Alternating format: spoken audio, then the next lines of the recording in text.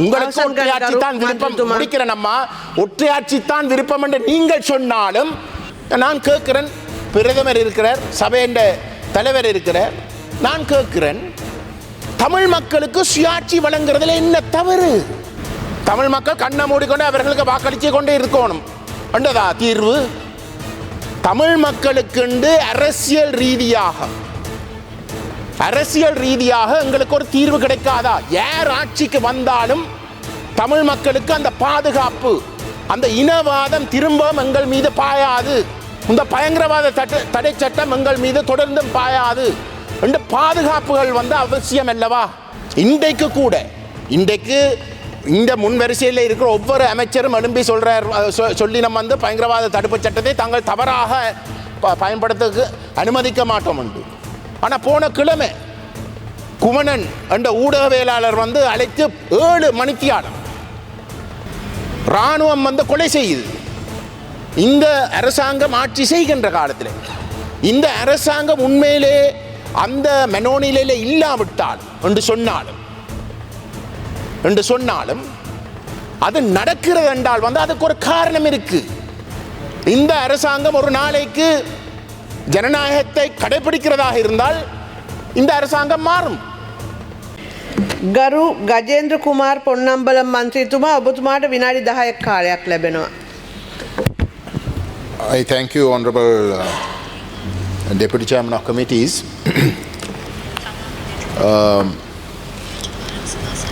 கௌரவ ஸ்ரீதரன் அவர்கள் இந்த ஒத்திவைப்பு பிரேரணை கொண்டு வந்ததையிட்டு நான் அவருக்கு நன்றி கூற கடமைப்பட்டிருக்கின்றேன். ஏனென்றால் அவர் இந்த பிரேரணையிலே எழுப்பியிருக்கின்ற விடயங்கள் 11 விடயங்கள் வடகிழக்கை மையப்படுத்தி வாழுகின்ற தமிழ் மக்களும் மலையகத்தை மையமாக கொண்ட மலையக தமிழ் மக்களுடைய அடிப்படை பிரச்சனைகளை குறிவைத்து அவருடைய பிரேரணை அமைந்துள்ளது. ஆனால் இது சம்பந்தமாக குறை சொல்லுவது இல்லை. ஆனால் ஒரு சில விடயங்களை இந்த பிரேரணை சம்பந்தமாக நான் சுட்டிக்காட்ட விரும்புகின்றேன். தமிழரசு கட்சி ஆங்கிலத்தில் சமஷ்டி கட்சி, ஃபெட்ரல் பார்ட்டி. தமிழரசு கட்சியுடைய அடிப்படை நிலைப்பாடாக சமஷ்டி என்ற கோட்பாடை முன்வைத்து 49ஆம் ஆண்டு ஸ்தாபிக்கப்பட்ட நாளில் இருந்து வலியுறுத்தி வருகின்ற ஒரு கட்சி. ஆனால் இந்த பிரேரணையில் தமிழருடைய இனப்பிரச்சினை தீர்வு சம்பந்தமாக அந்த சமஷ்டி என்ற மூல கருத்து வலியுறுத்தப்படவில்லை. அண்மை காலமாக தமிழரசு கட்சியுடைய தலைமைத்துவம் துடைய செயல்பாடுகள் அந்த நிலைப்பாட்டில் இருந்து விலகினதாகத்தான் எங்களுடைய குற்றச்சாட்டாக இருக்கின்றது. ஆனால் திரு ஸ்ரீதரன் அவ்வகையான ஒரு குற்றச்சாட்டை முன்வைக்கக்கூடிய ஒரு நபர் அல்ல. ஆனால் இந்த பிரேரணை அந்த கொள்கையை தவிர்த்திருப்பது எங்களுக்கு ஒரு ஆச்சரியத்தை கொடுக்கின்ற ஒரு விடயம். 2வது விடயம் தமிழரசு கட்சி இந்த கடந்த தேர்தலில் கூட ஆணையை பெற்றது ஒன்று சமஷ்டிக்கு, 2வது பொறுப்பு கூறல் என்ற விடயத்தில் ஒரு சர்வதேச விசாரணை, சர்வதேச குற்றவியல் விசாரணை. சாதாரணமாக ஒரு நடுநிலைமை வகிக்கக்கூடிய ஒரு விசாரணை அல்ல, பக்கசார்பற்ற விசாரணை அல்ல, ஒரு சர்வதேச விசாரணை என்று வலியுறுத்தித்தான் தமிழரசு கட்சி ஆணையை பெற்றது. ஆனால் அந்த சர்வதேச விசாரணை என்ற விடயமும் இந்த பிரேரணையிலே தவிர்க்கப்பட்டிருப்பது எனக்கு ஒரு ஆச்சரியத்தை கொடுக்கின்ற ஒரு விடயம். நான் ஏன் இதை குறிப்பிடுகின்றேன் என்றால் இந்த அரசாங்கம் சொல்லுகின்றது தாங்கள் ஒரு பக்கசார்பற்ற ஒரு விசாரணையை தாங்கள் செய்து கொடுப்போம்.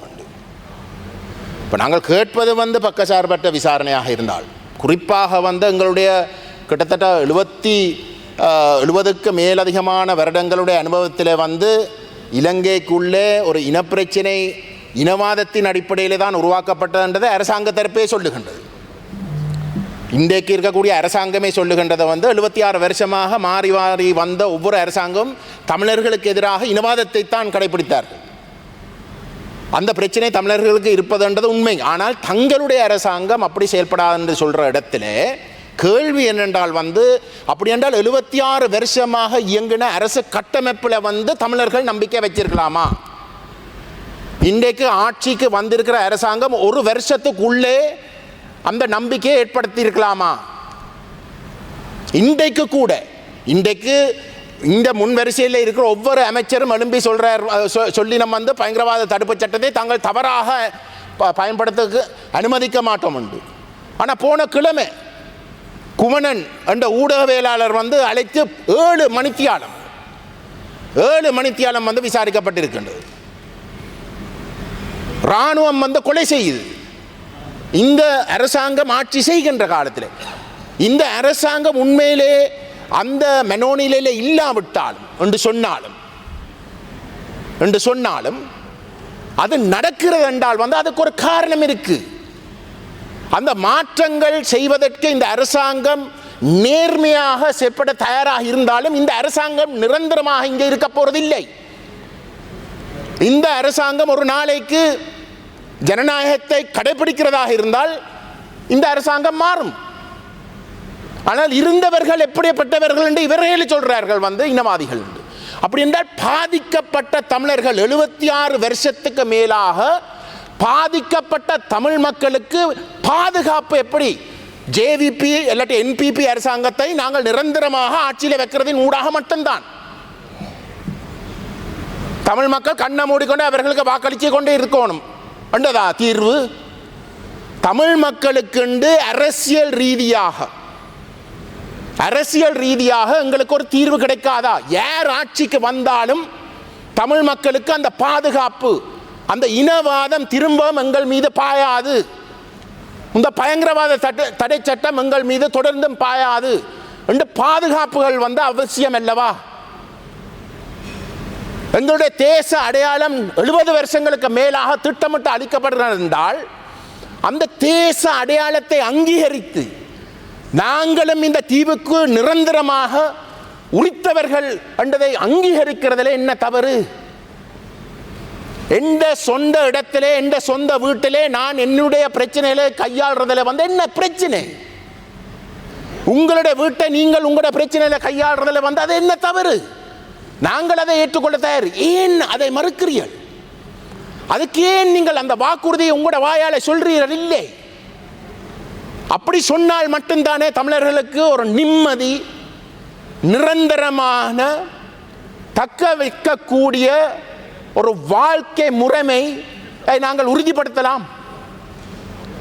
அது இந்த அரசாங்கம் செய்யறதுக்கு தயாரில்லை. இந்த அரசாங்கம் உட்பட செய்யறதுக்கு தயாரில்லை. இதுக்கு முதல் இருந்த அரசாங்கங்களும் இதே வார்த்தை பிரயோகங்களை தான் பயன்படுத்தின. இந்த அரசாங்கம் ஒரு ஆட்சிக்கு வந்த ஒரு வருஷம், அந்த ஒரு வருஷத்துக்குள்ள கணிசமான விஷயங்கள் செய்வது கடினம், அது நாங்கள் விளங்கிக் கொள்றோம். ஆனால் 76 வருஷமாக மாறி மாறி ஆட்சிக்கு வந்தவர்கள் பயன்படுத்துகின்ற அதே சொற்பதங்கள் இந்த அரசாங்கமும் பயன்படுத்த முடியாது. அதில் என்ற வேறுபட்டவர்களாக இருந்தால் அவர்கள் தொடர்ந்தும் பயன்படுத்த முடியாது. ஆனால் துரதிர்ஷ்டவசமாக அதுதான் இன்றைக்கும் நடக்கின்றது. நான் கேட்கிறேன், பிரதமர் இருக்கிறார், சபையின் தலைவர் இருக்கிறார், நான் கேட்கிறேன், தமிழ் மக்களுக்கு சுயாட்சி வழங்குறதுல என்ன தவறு? நாங்கள் நாட்டை பிரிக்க சொல்லி கேட்கவில்லை என்றால் பிரியாமல் இருப்பதற்கு வாக்குறுதிகளை ஒரு அரசியலமைப்பிலே கொடுப்பதற்கு தயாராக இருக்கிறோமாக இருந்தால் தமிழ் மக்களுக்கு தங்களுடைய உரித்த இடங்களிலே தாயக நிலப்பரப்பிலே அந்த அங்கீகாரத்தை கொடுத்து அது அவர்களுக்குரிய நிலம், அவர்களுக்குரிய நிலம், அந்த இடங்களில் அவர்களே ஆளக்கூடிய ஒரு நிலைமையை உறுதிப்படுத்துறதுல என்ன பிரச்சனை? பங்கிடுறதுல என்ன பிரச்சனை? நாங்கள் வேறுபட்டவர்கள் என்றதை அங்கீகரிக்கிறதுல என்ன பிரச்சனை? வேறுபாடுகளை கொண்டாட வேணும். வேறுபாடுகளை கொண்டாடுவதன் ஊடாக உண்மையான ஒரு ஒற்றுமையை உருவாக்காதா? நான் கேட்கிறேன். அப்படியே நீங்கள் ஐயப்படுறீர்கள் என்றால் அதுக்கு வேறு காரணங்களாகத்தான் இருக்கணும். அதுதான் எங்களுடைய அனுபவம். இன்றைக்கு இலங்கையர்கள் ஸ்ரீலங்கன்ஸ் என்று சொல்றதை எல்லாமே கடந்த 76 வருஷமாக எங்களுடைய அனுபவம் என்ன? இலங்கையர்கள் என்ற போர்வையிலே சிங்கள பௌத்தம் மட்டும்தான் ஆட்சி செய்தது. அந்த நிரந்தர பெரும்பான்மை இனத்துடைய நலன்களை மட்டும் கடைபிடித்த வரலாறு தான் இந்த நாட்டினுடைய வரலாறு. அதை நீங்கள் ஒரு வருஷத்துக்குள்ள மாற்ற போறது இல்லை. 5 வருஷம் இருந்தும் நீங்கள் நேர்மையாக நடந்து கொண்டாலும் இல்ல 12 வருஷம் இருந்தும் நீங்கள் ஒரு நாள் உங்களுடைய ஆட்சி ஜனநாயகத்தின்படி விழத்தான் போகுது. வரப்போறவர்கள் பழையபடி நடந்து கொண்டால் தமிழ் மக்களுடைய நிலை என்ன? அப்ப அதே ஒரு அரசியலமைப்பு ஊடாக அங்கீகரிக்க சொல்லி கேட்கிறது இனவாதமா? அது தவறா? இதை புரிஞ்சு கொள்ளுவோம். நான் தயவுடன் கேட்டுக்கொள்ளுகின்றேன். இன்றைக்கு தென்னிலங்கை மக்கள் கடந்த 76 வருஷமாக நடந்த அரசியலை நிராகரித்திருக்கிறார்கள். அது உங்களுக்கு தெரியும். அதனால தான் நீங்கள் ஆட்சிக்கு வந்திருக்கிறீர்கள். அந்த நிமிடத்தை நாங்கள் கைவிடக்கூடாது. இது திரும்ப பெறப்போறதில்லை. உங்களுக்கு அந்த சந்தர்ப்பம் இருக்கு. என்னால் உங்களை முற்றிலும் வித்தியாசமான ஒரு தரப்பாக பார்க்கிறார்கள் சிங்கள மக்கள். இவ்வளவு காலமும் இந்த இனவாதிகள் என்று நீங்களே குறிப்பிடுகின்றவர்கள் கடந்த காலங்களை செய்ததும் சொன்னதும் அனைத்தையும் கேள்விக்குட்படுத்துகிற நிலையில சிங்கள மக்கள் இருக்கிறார்கள். உங்களுக்கு ஒரு கடமை இருக்கு. தமிழ் மக்கள் சொல்றது பிரிவினவாதம் அல்ல, சமஷ்டி பிரிவினவாதம் அல்ல. அதையும் நாங்கள் கேட்டு அதை பற்றி விவாதிக்க வேணும் என்ற உண்மையை நீங்கள் மக்கள்கிட்ட கொண்டு போகணும். உங்களோட வாயாலேயாவது நீங்கள் சமஷ்டியை கொள்கை அளவில் ஏற்றுக்கொள்ற தரப்பாக இருக்க மாட்டீர்கள், அது வேறு. ஆனால் சமஷ்டி பிரிவினவாதம் இல்லை என்றதையாவது நீங்க சொல்லணும். அந்த விவாதத்தை நாங்கள் வெளிப்படையாக நடத்தணும் நீங்க சொல்லலாம். ஏனென்றால் இந்த 76 வருஷமாக சிங்கள மக்களுக்கு சொன்ன அப்பட்டமான பொய்களை இன்றைக்கு நீங்கள் திருத்தாமல் இருக்கிறீர்கள். அங்கேதான் எங்களுக்கு அந்த சந்தேகங்கள். உங்களுக்கு ஒற்றையாட்சி தான் விருப்பம், முடிக்கிறேன் அம்மா, ஒற்றையாட்சி தான் விருப்பம் என்று நீங்கள் சொன்னாலும் எப்ப எங்களுக்கு நம்பிக்கை வரும் என்றால், இல்லையப்பா தமிழர்கள் சொல்ற சமஷ்டி என்றது பிரிவினை இல்லை, சமஷ்டி என்ற கொள்கை இன்றைக்கு உலகத்திலே முன்னேறின நாடுகளில் கடைபிடிக்கிற கொள்கை, அதையும் நாங்கள் விவாதிக்கலாம். எங்களுக்கு கொள்கை அளவில் நாங்கள் அதை ஏற்றுக்கொள்ளாவிட்டாலும் அதை நிச்சயமாக நாங்கள் விவாதிக்கலாம், அதை பற்றி பேசலாம் என்றது உண்மையாவது நீங்கள் சொல்லுங்கள். அப்பதான் நீங்கள் உண்மையிலே திருந்திட்டீர்கள். அல்லது உங்களுடைய அரசாங்கம் மற்றவர்கள் போல அல்ல, நீங்கள் வித்தியாசமாகனவர்கள் என்ற ஒரு அடிப்படை நம்பிக்கையாவது வளர்த்துருவோம். அது வரைக்கும் மன்னிக்கவனம் அம்மையார், அது வரைக்கும் எங்களை பொறுத்தவரையிலே அந்த நம்பிக்கை வருவதென்றது மிகவும் கடினமான விடயம். ගරු කිත්නන් සෙල්වරාජ් මන්ත්‍රීතුමා ඔබතුමාට විනාඩි 7ක් කාලයක් ලැබෙනවා. ගරු ආනන්ද විජේපාල ඇමතුමා පොඩි පැහැදිලි කිරීමක් කරන්න අවශ්‍යයි.